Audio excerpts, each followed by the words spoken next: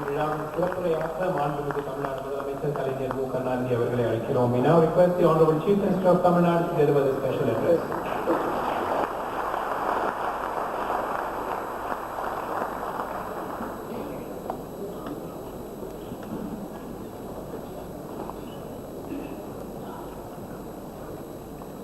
உலக தமிழ் இளைய கருத்தரங்க மாநாட்டில் தொடக்க விழா நிகழ்ச்சிக்கு தலைமையேற்று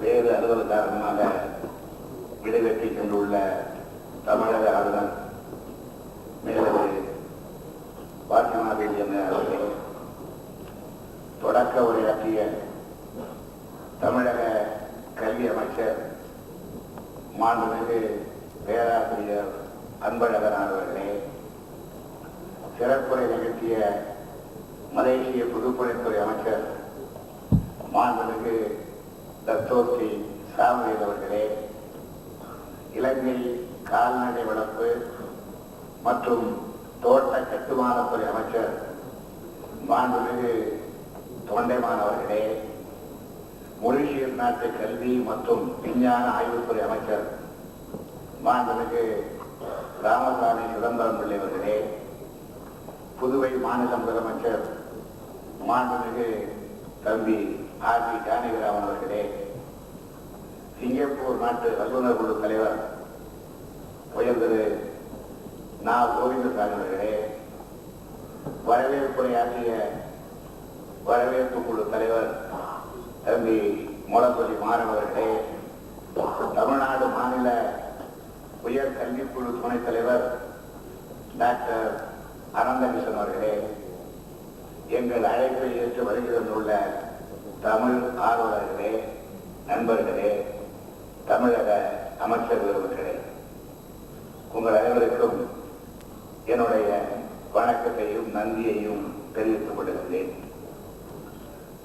இது நடைபெறுகின்ற இந்த மாநாட்டு கருத்தரங்கம் எந்த குறிக்கோளோடு நடைபெறுகிறது என்பதனை வரவேற்புரையில் இருந்து எனக்கு முன்னால் உரையாற்றிய பெருமக்களுடைய சிறப்புரை வரையில் கோடிட்டு காட்டப்பட்டிருக்கிறது.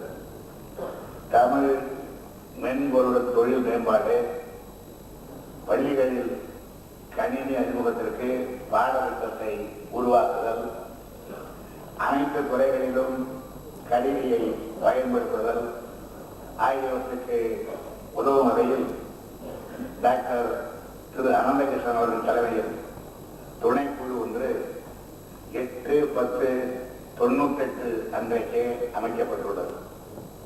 பணி முனைப்பு குழு, துணைக்குழு ஆகியவற்றின் முதல் கட்டம் கூட்டமாக 28/11/98 அன்று நடைபெற்றது. அந்த கூட்டத்தில் தகவல் தொழில்நுட்ப வளர்ச்சிக்குரிய பணிகளை தீவிரப்படுத்துவது தொடர்பாக பல்வேறு முடிவுகள் மேற்கொள்ளப்பட்டதோடு இந்த உலக தமிழ் இணையம் கருத்தரங்க மாநாட்டினை இந்த நாட்டில் சென்னையில் நடத்தவும் அன்றைக்கே முடிவெடுக்கப்பட்டது. இந்த மாநாட்டின் வரவேற்பு குழு திரு முளத்தொலி மாறன் தலைமையில் 2/12/98 அன்று அமைக்கப்பட்டது. எனவே இந்த முயற்சிகள் இன்று நேற்று தொடங்கப்பட்டதல்ல. சென்ற ஆண்டிலிருந்து உலகத்திலே உள்ள எல்லா அறிஞர்கள் மக்களை தொடர்பு கொண்டு அது தொடர்ச்சியாகத்தான் இன்று இந்த மாநாடு நடைபெற்றுக் கொண்டிருக்கிறது. இன்றும் நாளைய நடைபெறும் இந்த உலகத்தமிழ் இணைய கருத்தரங்க மாநாட்டில் 3 முக்கிய பொருள்கள் குறித்து விவாதிக்கப்பட உள்ளது. தமிழ் திசைப்பலகை வடிவமைப்பை தரப்படுத்துதல், தமிழ் வரிவடிவ குறியீட்டு முறையை தரப்படுத்துதல், இன்டர்நெட் மல்டி மீடியா பயன்பாடுகளில் தமிழை செயல்படுத்துதல். இதை குறித்துத்தான் இந்த கருத்தரங்கத்திலே விவாதிக்கப்பட இருக்கிறது. இந்த மாநாட்டுக்கு வருகிறதுள்ள பிரதிநிதிகளுடைய பட்டியலை பார்த்தேன். உலகின் பல்வேறு நாடுகளில் இருந்தும், குறிப்பாக மலேசியா, இலங்கை, சிங்கப்பூர், மொரிஷியஸ், இங்கெல்லாம் தமிழ் வழங்கப்படுகிறது. இதிலே மொரிஷியஸ் தவிர்த்த நான் குறிப்பிட்ட 3 நாடுகளில் மலேசியா, இலங்கை, சிங்கப்பூர் ஆகிய நாடுகளில் தமிழ் ஒரு ஆட்சி மொழி என்பதை நான் பெருமிதத்தோடு இங்கே கூறிக்கொள்ள கடமைப்பட்டிருக்கிறேன். அந்த நாடுகளிலிருந்தும் தமிழை ஆட்சி மொழியாக கொண்ட நாடுகளிலிருந்தும் தூதுக்குழுக்கள் வந்திருப்பது வியப்பதற்குரிய ஒன்றில்லை. ஆனால் அங்கே இருந்து மாத்திரமல்ல, America, Canada, Australia, Norway, Ireland, Kuwait இப்படி உலகின் பல நாடுகளில் இருந்தும் பிரதிநிதிகள் இங்கே வருகை புரிந்திருக்கிறார்கள். அதுவும் அவர்களெல்லாம் சொந்த செலவிலேயே வந்திருக்கிறார்கள் என்பதுதான் போற்றத்தக்க புகழத்தக்க, நமக்கு செலவில்லை என்றால் மகிழத்தக்க ஒன்றாகும். இதை பார்க்கும் பொழுது இப்படி ஆர்வத்தோடு பல நாடுகளில் இருந்து வருகிறதுள்ள பிரதிநிதிகளை எல்லாம் பார்க்கும் பொழுது என் உடல் புல்லரிக்கிறது, உள்ளம் உலகாங்கிதமடைகிறது. இந்த அறிஞர் பெருமக்களுக்கும் ஆர்வலர்களுக்கும் என் சார்பாகவும் தமிழக அரசின் சார்பாகவும் வணக்கத்தையும் நன்றியையும் மீண்டும் மீண்டும் நான் தெரிவித்துக் கொள்ள கடமைப்பட்டிருக்கின்றேன். திரு கோவிந்தசாமி அவர்கள் இங்கே குறிப்பிட்டதை போல இந்த கருத்தரங்க மாநாட்டுக்கு முன்னோடியாக 97 சிங்கப்பூரில் அதன் தேசிய பல்கலைக்கழகம் நடத்திய TamilNet 1997 என்ற கருத்தரங்கம் நடைபெற்றது. அதில் டாக்டர் தான் சிந்தி அவர்களும் திரு கோவிந்தசாமி அவர்களும் முக்கிய பங்கேற்பதை நானும் நினைவு கொள்கிறேன்.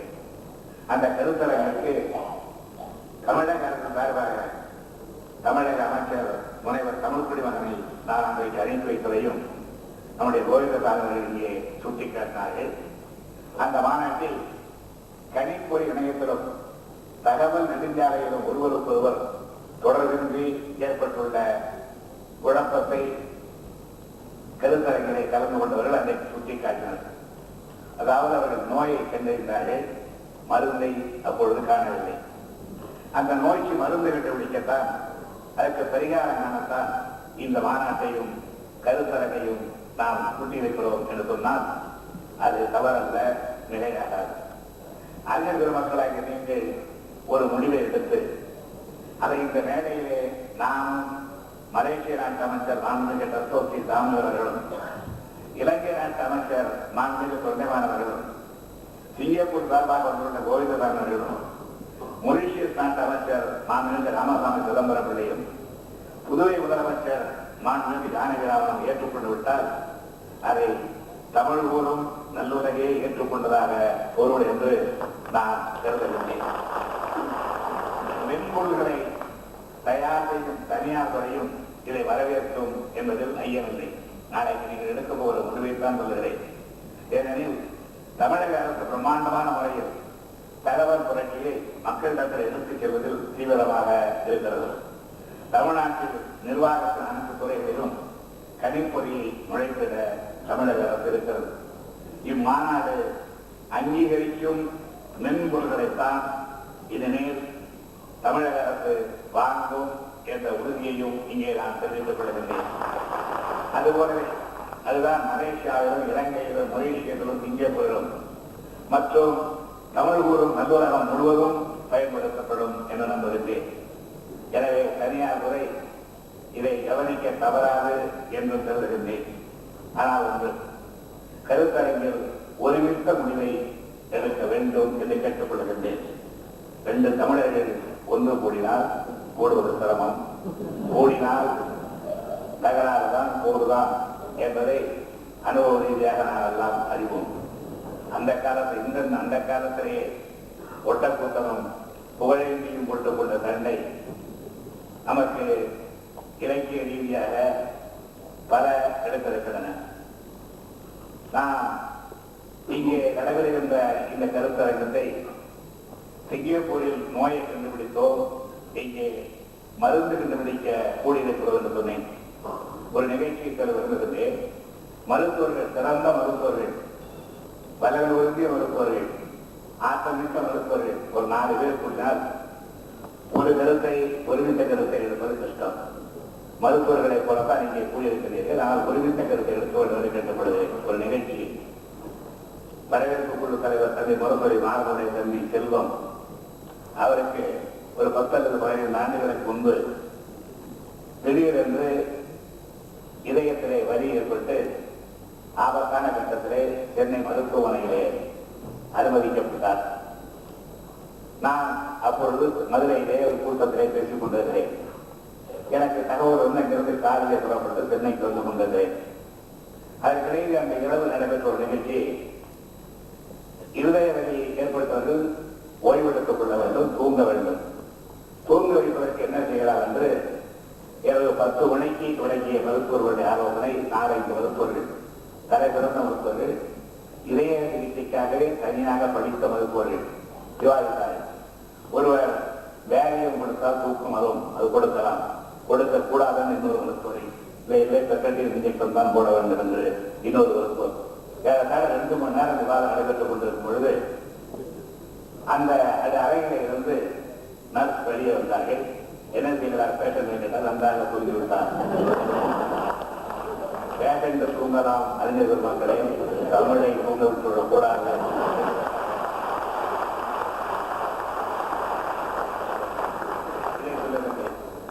நீங்கள் தமிழ் அறிஞர்கள், தமிழ் ஆதரவு மாற்றமல்ல, கணிப்பொறி வல்லுநர்களும் கூட.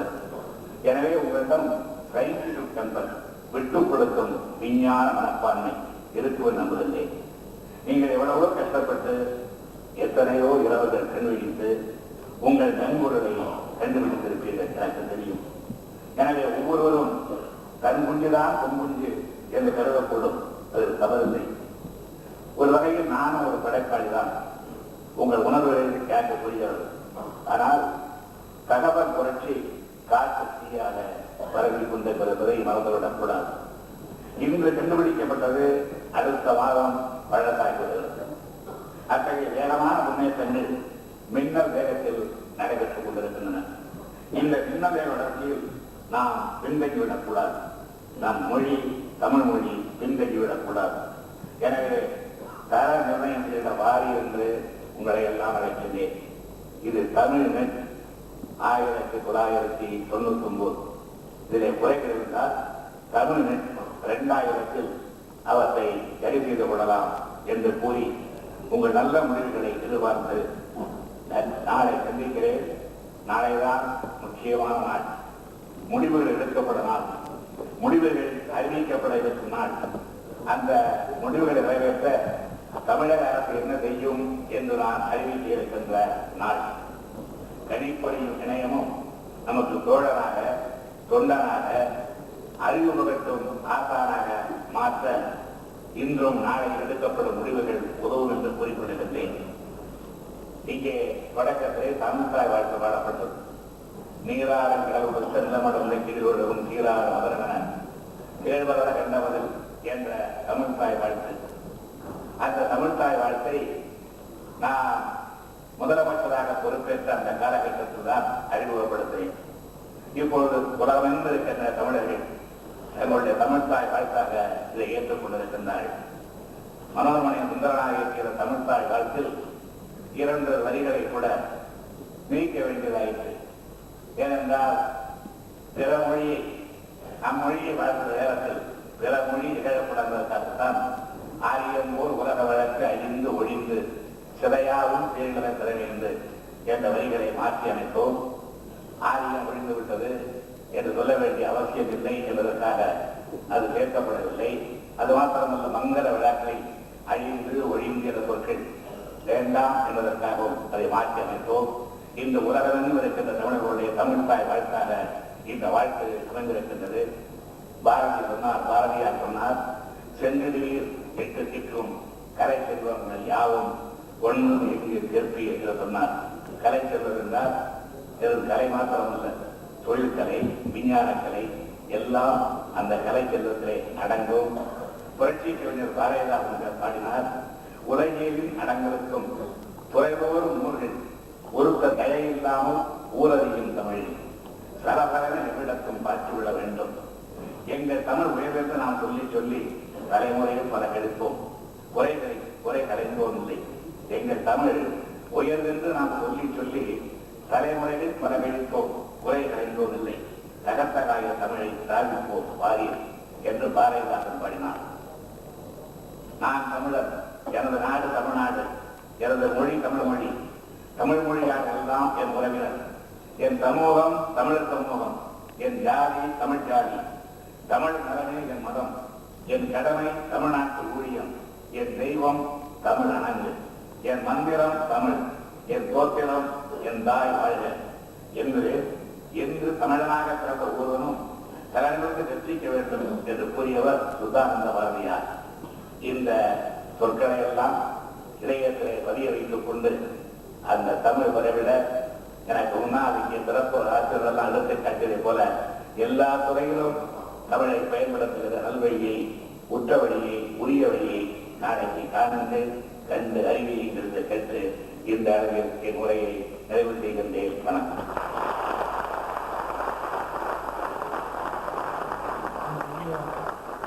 விழாவின் நிறைவாக நாட்டுப் பாட்டு. Please rise for the national anthem.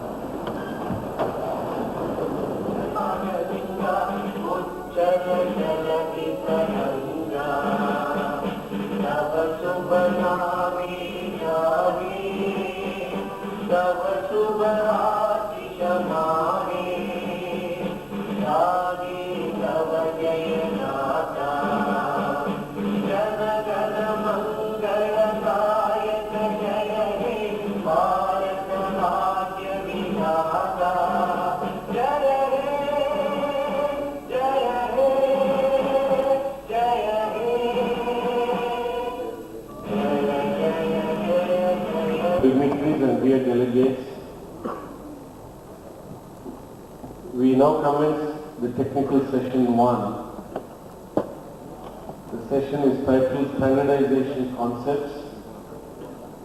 There are 3 papers to be presented in this session, each for 15 minutes, and there will be discussion for 15 minutes towards the close of the session. The first paper is to be presented by TamilNet99. TamilNet99 IIT Chennai பேராசிரியராக இருக்கிறார். அவர் ஐஐடியில் 1967 வருஷம் BTech degree electrical engineering பெற்றார். அதற்கு பிறகு ஏல் யூனிவர்சிட்டியில் PhD பட்டம் பெற்றார். அவர் computer architecture, computer systems, signal processing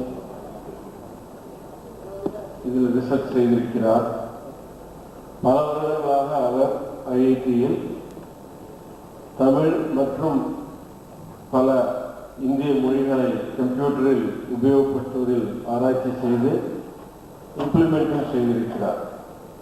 I now invite Sri TamilNet99 to present his paper, Computing with Tamil, Use of the Vernacular in Designing User Interface. Sri TamilNet99.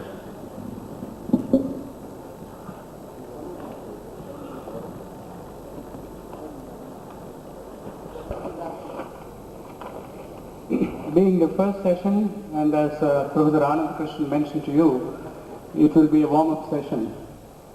I feel it a privilege to be able to introduce the concept to you and avoid any references to all the work that have been carried out over the past 6-7 years in promoting the vernacular, particularly Tamil, on computers and in recent past on the net. Well, being a teacher, concepts are more natural to us when we speak. So I'm going to present to you the essential concept of computing with Tamil.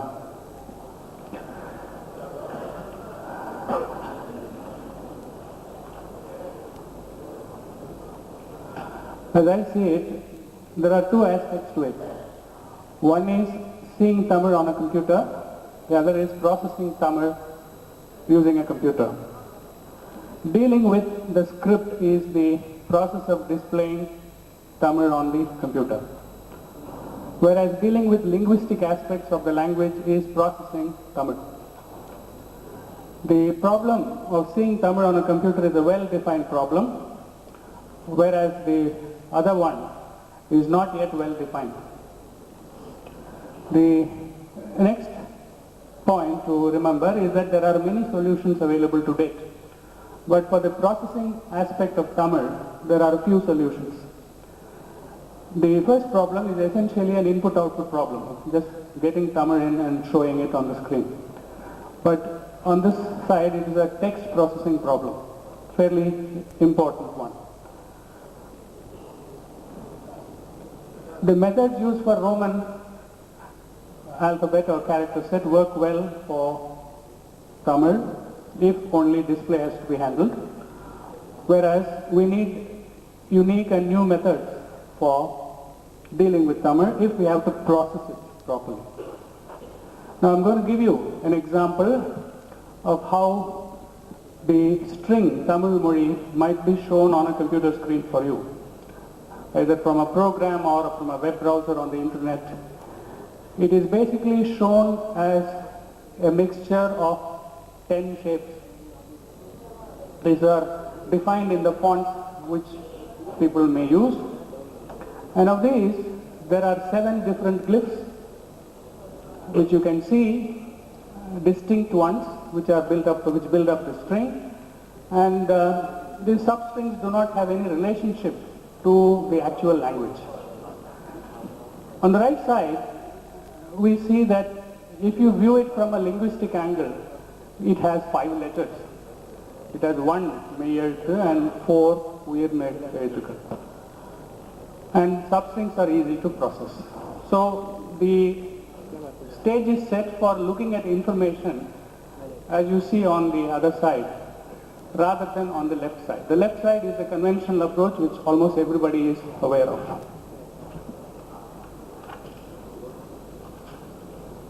Now I'm going to give you an overview of the process. From a computer point of view,